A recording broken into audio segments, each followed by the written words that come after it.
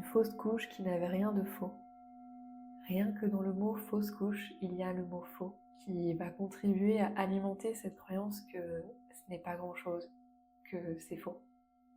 Et Dieu sait à quel point c'est pourtant quelque chose qui vient bouleverser la vie d'une femme, parfois aussi de l'homme qui l'accompagne ou de la femme qui l'accompagne.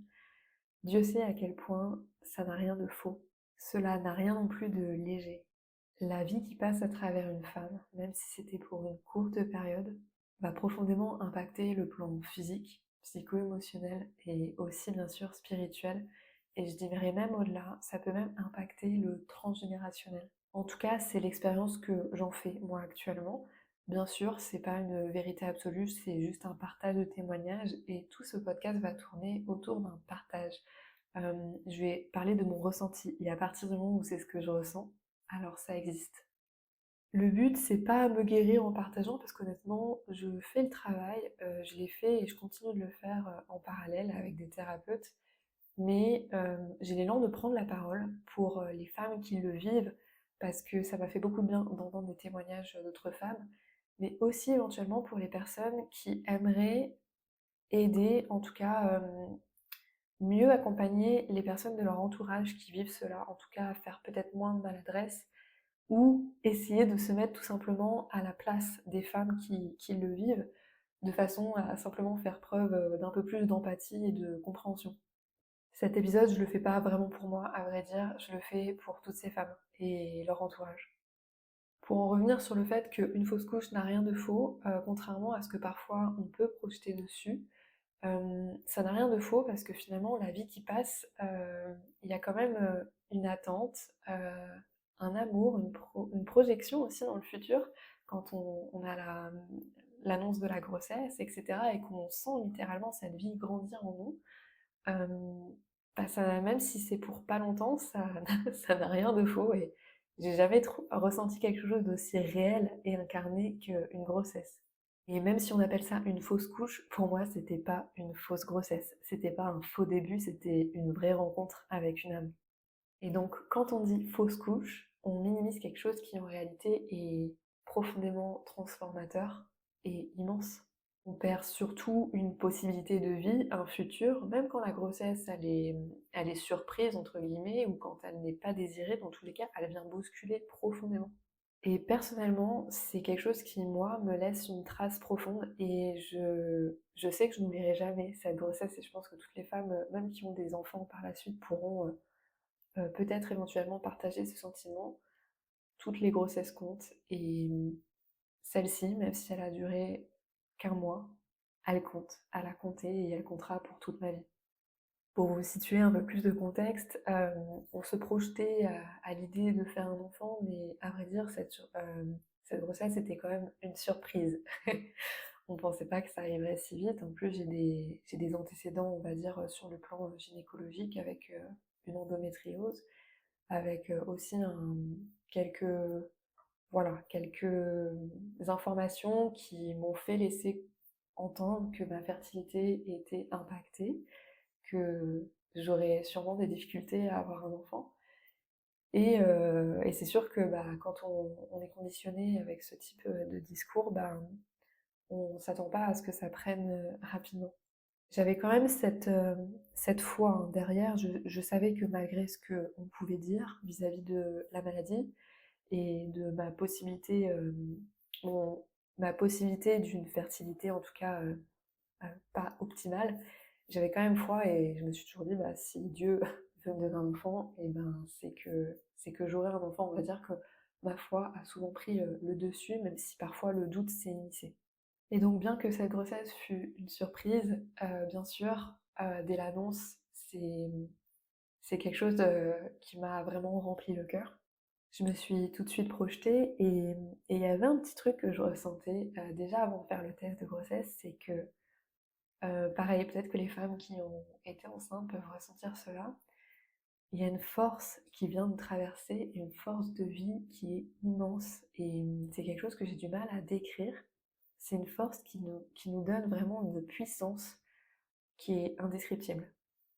Et juste pour ça, je suis super contente d'être une femme et de pouvoir vivre ça et de l'avoir vécu au moins une fois, cette force qui traverse le corps physique, qui vient nous donner une puissance féminine liée à la mère, en tout cas, vraiment à cet archétype qui est que j'avais sous-estimé, à vrai dire. Il faut vraiment le ressentir, je pense, enfin, le vivre pour le ressentir pleinement. Et donc, quand on apprend une grossesse, qu'on se projette, etc., et qu'on sent cette force et la vie grandir en nous, tout simplement, et ben, il y a forcément une projection vers un avenir, un futur, avec une famille qui grandit, qui se construit. Et de mon côté, j'ai totalement enveloppé la partie spirituelle dans la mesure où je crois qu'une âme, que ce n'est pas juste une grossesse et qu'il y a une âme qui vient déjà au tout début d'une grossesse et qui vient communiquer avec la mère et le père, bien sûr. Et bien évidemment, c'est mon expérience. Je ressentais une communication, une reliance en tout cas, pas une communication comme quand on parle à quelqu'un voilà, dans la matière, mais une reliance et une canalisation avec une âme avant, un tout petit peu avant en fait la conception. C'est finalement un peu comme retrouver un ancien ami qu'on connaît depuis longtemps, qu'on n'a pas vu depuis longtemps. C'est un peu la sensation que j'ai eue. Et, euh, et ouais, c'est des retrouvailles d'âme en fait. C'est vraiment ce que j'ai ressenti. Et c'est pour ça qu'il y a aussi vraiment tout l'aspect émotionnel qui est autant impliqué, quand bien même la grossesse dure qu'un seul mois. En tout cas, c'est mon expérience évidemment. Et donc après ce mois baigné dans l'amour, dans cette reliance avec cette âme, survient la perte.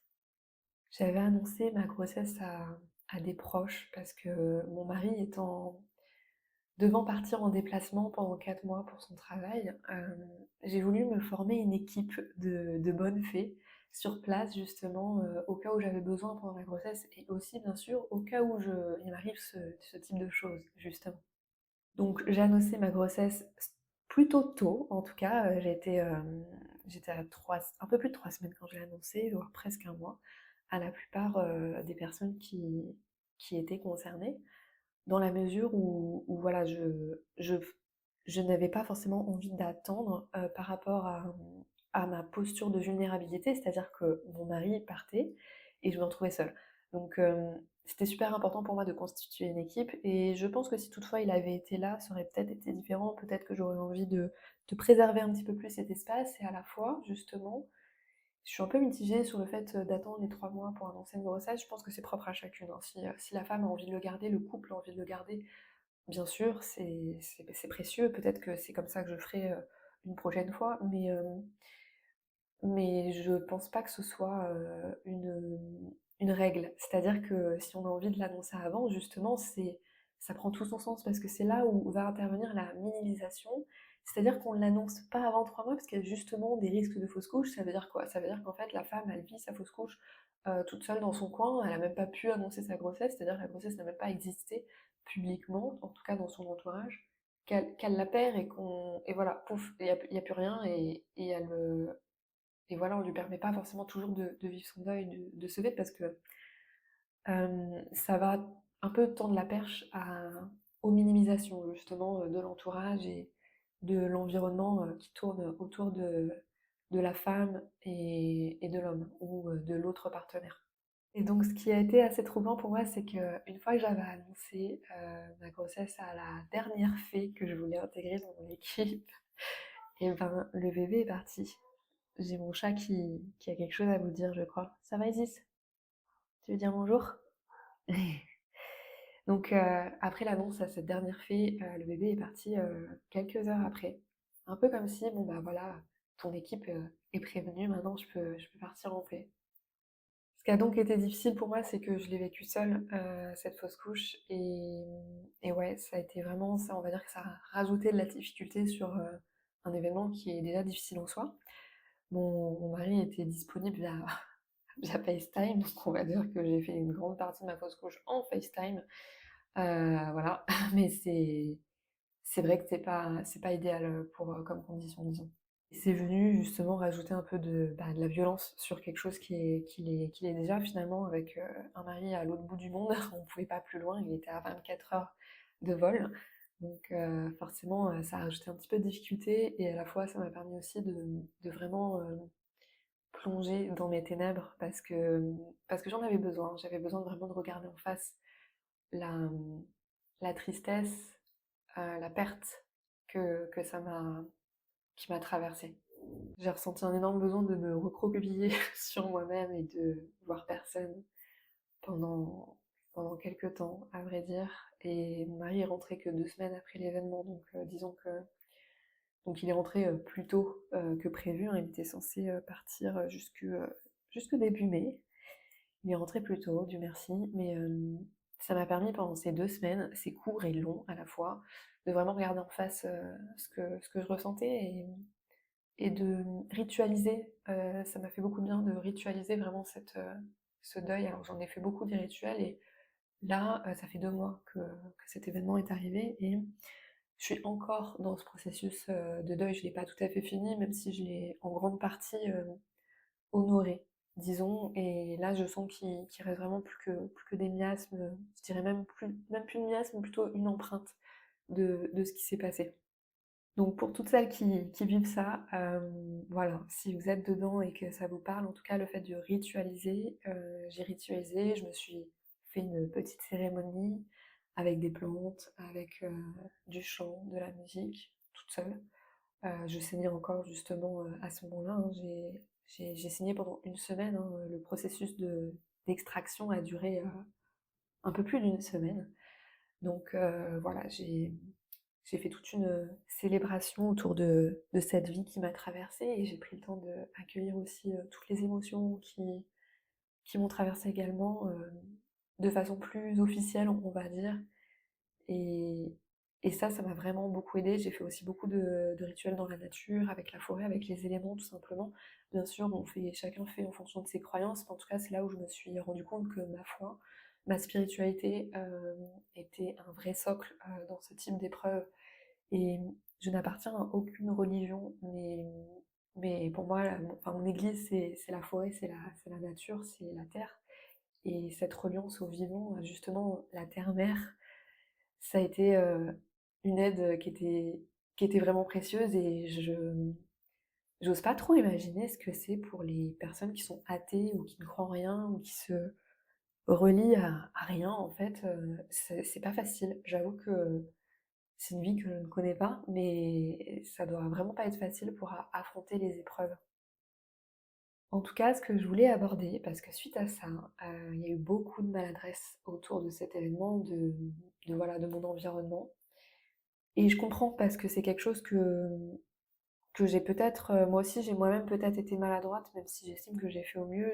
Dans tous les cas, en fait, quand on est dans cet état, il n'y a rien on n'arrive à rien entendre, en fait. Et vaut mieux parfois s'abstenir de mots, à part en fait, je te vois, je te soutiens, si tu as besoin de pleurer sur mon épaule, elle est disponible. Bah, c'est tout. En fait, on ne peut rien dire parce que à force de vouloir réconforter, bah, en fait, on ne fait que minimiser. Et malheureusement, je me suis auto-minimisée parce que finalement, c'est quelque chose qui est vraiment, voilà, dans notre société qui est déjà pas pris totalement au sérieux. Donc, en plus d'avoir reçu des remarques qui m'ont minimisée dans ce que je vivais, bah, je me suis auto-minimisée aussi pour me persuader que j'allais m'en remettre très vite. Et je me suis dissociée en fait pour pouvoir survivre aussi émotionnellement. Et, et j'ai été profondément dure avec moi-même justement, et comme beaucoup finalement, mais ça m'a encore remis face à ce petit démon intérieur de la dureté en tout cas, et du fait que je me traite pas aussi bien que je traiterais autrui finalement. Et pourtant, je suis dans un parcours spirituel qui m'apprend à m'aimer, mais c'est long.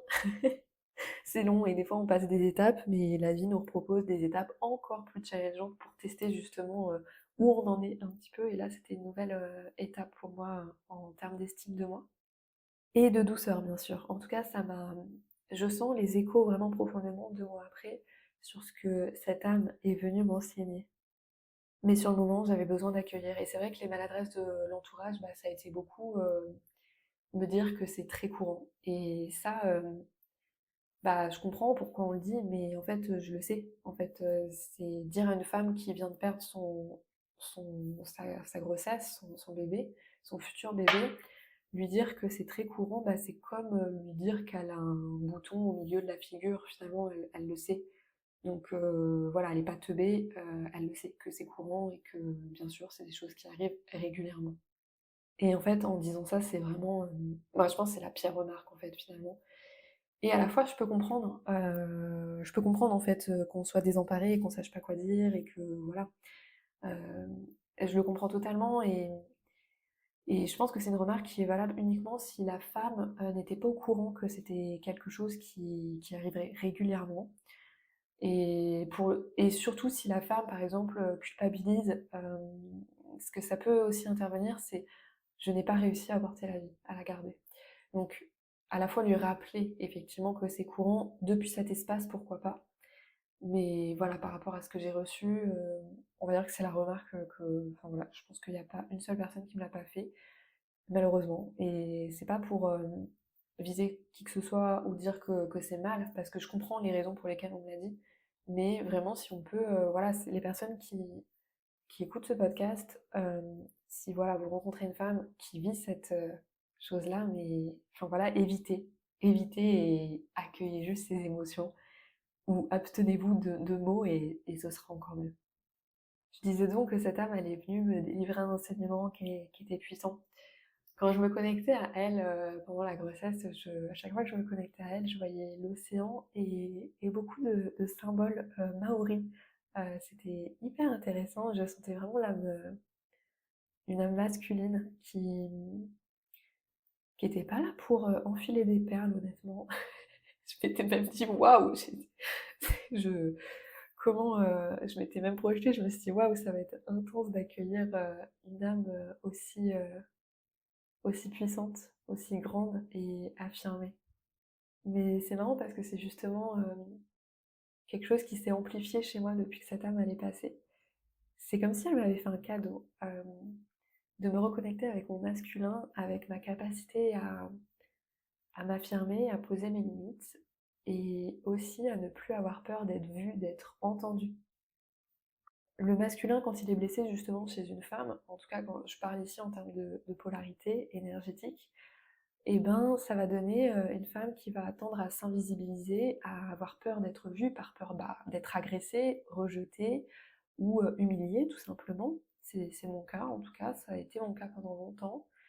Et quand un masculin, au contraire, est en paix, bah, il n'a pas forcément de problème avec le fait d'être vu, mis en lumière, de passer à l'action, de créer, de bâtir finalement. Et c'est quelque chose qui était un peu faible, affaibli chez moi. Et c'est vrai que là, 2 mois après, j'ai pas encore assez de recul, je dirais, mais c'est une des premières sensations que je ressens depuis que cette âme, elle m'a traversée, elle est venue couper quelque chose. En fait, elle est venue aussi me montrer les emprises. Elle est venue me montrer avec beaucoup de lucidité, de clarté et malgré tout, ben, de douceur en fait, malgré, paradoxalement parlant, elle m'a montré vraiment ce qui n'était plus possible dans mes dynamiques relationnelles et elle m'a aussi remis cette, responsabilité. C'est-à-dire que, bah, plutôt que d'être dans une victimisation en mode, bah, oui, si mon masculin est blessé, c'est à cause, des hommes, à cause de mes parents ou ceci ou cela. En fait, là, elle m'a aidée à vraiment, incarner cette responsabilité individuelle pour remettre, pour me remettre au centre de ma propre vie, tout simplement. De ne pas me victimiser, mais pour autant d'apprendre à m'affirmer pour ne plus culpabiliser de poser mes limites et aussi pour aller vers, la vie que je rêve. Cette âme m'a montré un chemin, le chemin, que je veux emprunter, c'est-à-dire quand même un chemin qui me demande une certaine expansion, sur pas mal de plans. Mais elle m'a montré, que cette expansion a un prix et aujourd'hui, il va falloir que je m'en acquitte et ce prix, c'est me libérer des dynamiques, relationnelles, hem, familiales, amicales qui, bah, qui me bloquent en fait, qui me bloquent à la poursuite, de mes rêves. En fait, depuis cette fausse couche, j'ai du mal à être, autre chose que moi-même. elle m'a donné une autre lecture de l'authenticité à nouveau et c'est super difficile pour moi aujourd'hui de m'adapter. De m'adapter à autrui. Alors bien sûr, il y a un minimum syndical à faire, mais disons que auparavant j'avais tendance à m'adapter et à réguler les émotions des personnes proches autour de moi. Si par exemple je percevais une insécurité chez l'un ou chez l'autre, par exemple vis-à-vis de qui je suis, enfin si par exemple qui je suis va révéler une insécurité chez l'autre, j'avais tendance à me réguler, à me minimiser, à me faire de l'ombre pour pas que cette insécurité se révèle trop fortement chez l'autre, pour pas blesser. Et ça, c'est quelque chose que je n'arrive plus à faire en fait. Je n'arrive plus à être autre chose que moi-même, quand bien même ma présence peut, bah, pas déranger, mais enfin si, parfois elle dérange, bousculer. Bien sûr, tout est relatif. Je, je pars du principe qu'on, tant qu'on respecte le principe de non-violence, on peut être soi-même. Parce que bien sûr, il y a des personnes qui vont dire ça, mais qui vont juste se permettre de manquer de respect à tout le monde et d'être qui elles sont, mais en fait, c'est pas forcément bon pour la vie en communauté sur cette terre. Donc il y a bien sûr des nuances à avoir, mais voilà, je suis passée de beaucoup de comportements où je m'adaptais à moins d'adaptation et à moins m'excuser en fait pour être qui je suis. Donc je suis encore en chemin, mais disons qu'aujourd'hui j'assume plus qui je suis. J'ai d'ailleurs récemment changé mon pseudo sur Instagram où j'ai changé, c'était Clara Yoga et Sound qui définissait ma pratique pour tout simplement Clara.Beauclé, qui est mon nom de famille, que j'ai eu du mal à porter pendant longtemps parce que relié au masculin, justement, à ce masculin blessé, relié au père. Donc finalement, ça m'a permis de pacifier ça, mon lien au masculin et à la figure paternelle de manière générale. Je ne vise pas forcément mon père, mais plus les figures paternelles que j'ai eues. Donc ça m'a réconciliée aussi bah, avec ça. Donc j'ai eu enfin le courage de incarner mon nom de famille, de l'habiter, en tout cas d'aller vers ce chemin-là. Et, et enfin, habiter mon incarnation. Parce que c'est vrai que elle m'a appris, encore une fois, enfin, en tout cas, c'est peut-être une histoire hein, que je me raconte, mais en fait, peu importe, ça me fait du bien et ça a du sens pour moi. Donc, j'ai envie de dire que ce soit des croyances, que ce soit pas prouvé scientifiquement, et ben j'en ai rien à foutre, j'avoue, ça me fait du bien. Donc, l'idée est que si ça me fait du bien et que ça ne nuit pas à autrui, et ben c'est le principal, tout simplement. Peu importe que ce soit prouvé par la science, etc. et ceci, cela. Je m'en fiche. Dans tous les cas, je vais rebondir sur ça. Quand bien même, bien sûr, une fausse couche, c'est sur le plan vraiment froid et médical, c'est parce que il y avait quelque chose qui n'allait pas et le corps est magnifiquement bien fait, qui fait qu'il va extraire en fait la grossesse parce qu'elle n'était pas viable dans tous les cas. Mais sur un plan, disons, un peu plus large, moins étriquée par cette vision qui est à mon sens froide et quand bien même elle est réelle, elle est incomplète. C'est aussi un processus de transformation et parfois, en tout cas j'ai la croyance qu'une âme, elle arrive dans notre vie justement pour mettre fin à certaines choses, à dire stop. C'est-à-dire là en fait c'est un peu comme si on était au pied du mur et que la seule façon de nous enseigner quelque chose qu'on ne voit pas ou qu'on ne veut pas finalement, mais que si on pose des intentions pour s'expandre, et ben, à un moment donné, la vie, elle nous envoie des grosses tartasses parce qu'on a besoin parfois de comprendre par la force des choses qu'on ne pouvait pas comprendre dans la douceur. Et donc, une grossesse qui nous traverse mais qui ne va pas à terme a un enseignement. Et ça, j'ai la croyance que ça arrive pour les grossesses qui s'interrompent de façon naturelle, mais aussi pour les grossesses qui se font interrompre volontairement. Il y a un enseignement. Alors bien sûr, tout est relatif. Je pense que, voilà, encore une fois, il s'agit de nuances et de faire au cas par cas. Mais parfois, certaines grossesses ne sont pas, je pense que sur un point de vue spirituel, ne sont pas toujours vouées à rester et que c'est un message aussi quand bien même la grossesse est arrêtée volontairement. Alors bien sûr, ce sera pas tout à fait la même chose, parce que ce soit volontaire ou pas, bien sûr, c'est un processus qui est douloureux. Parce qu'en général, si une grossesse s'arrête parce qu'on l'a décidé, c'est justement, ça résulte de conditions qui ne sont pas positives, et donc c'est un deuil à faire quand même. Mais c'est pas tout à fait la même chose. Je pense qu'on ne vit pas tout à fait les mêmes choses, et bien sûr d'une femme à l'autre qui va vivre toutes les 2 une fausse couche, elles vont pas le vivre de façon totalement pareille. Mais je tiens à nouveau préciser quand même cette petite différence, même s'il peut y avoir beaucoup d'échos, bah, ce n'est pas la même chose. Sur une fausse couche, on perd totalement le contrôle, et un peu quelque chose qui peut nous traverser, c'est d'avoir peur de reporter la vie à nouveau. Une perte de confiance dans notre corps et sa capacité à porter la vie. En tout cas, moi, c'est ce qui m'a traversé beaucoup.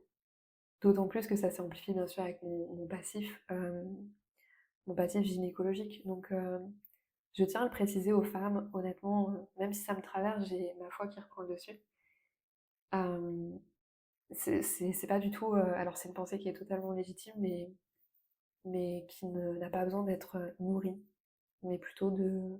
On va la laisser passer, on va la laisser couler, et si elle s'est cristallisée un peu plus profondément, bah faut se faire accompagner.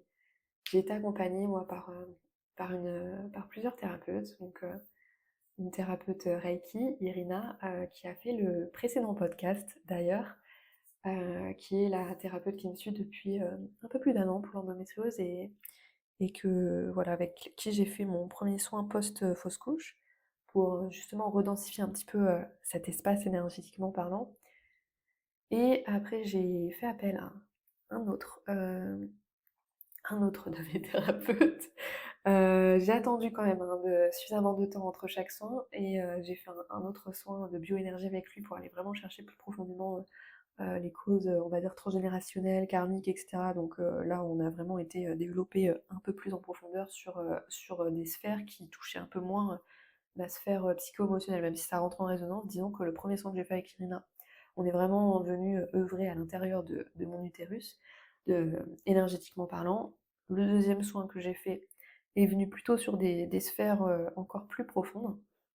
Euh, et la troisième, c'est tout simplement un massage que j'ai fait ayurvédique avec Stéphanie Pachin. Je vous mettrai les coordonnées dans la description de l'épisode, donc pour celles et ceux qui sont à Reims et dans le secteur, elle est localisée ici.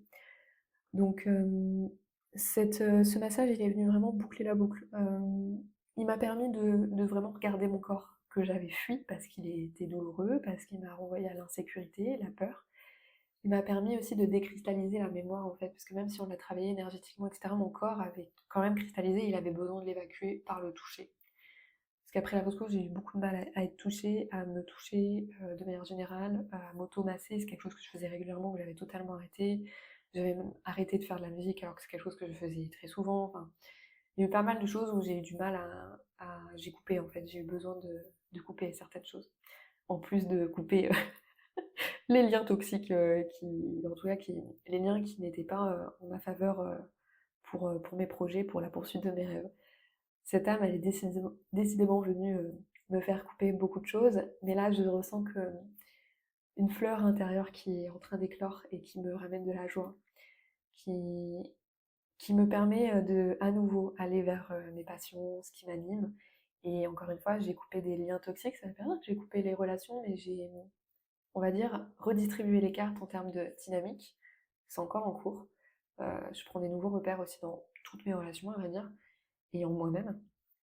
Mais disons que ça me permet de faire le tri et de et d'incarner qui je suis. Il y aura un avant et un après, je ne serai plus tout à fait la même, à vrai dire, ou je dirais que je serai juste un peu plus moi-même. Je vais m'arrêter là. Ce partage, encore une fois, c'était peut-être pour trouver un écho, peut-être qu'il trouvera écho, en tout cas en vous, ou vous permettre de comprendre ce par quoi une femme traverse. Évidemment, j'ai partagé que ce que je voulais bien partager, et j'ai omis beaucoup, beaucoup de détails, à vrai dire, mais disons que l'essentiel est là, et je suis certaine que ça aura de la valeur et qu'il y aura des oreilles qui sauront accueillir ce que j'ai déposé, et que les graines pourront germer. Je vous remercie pour votre écoute et je vous dis au prochain épisode.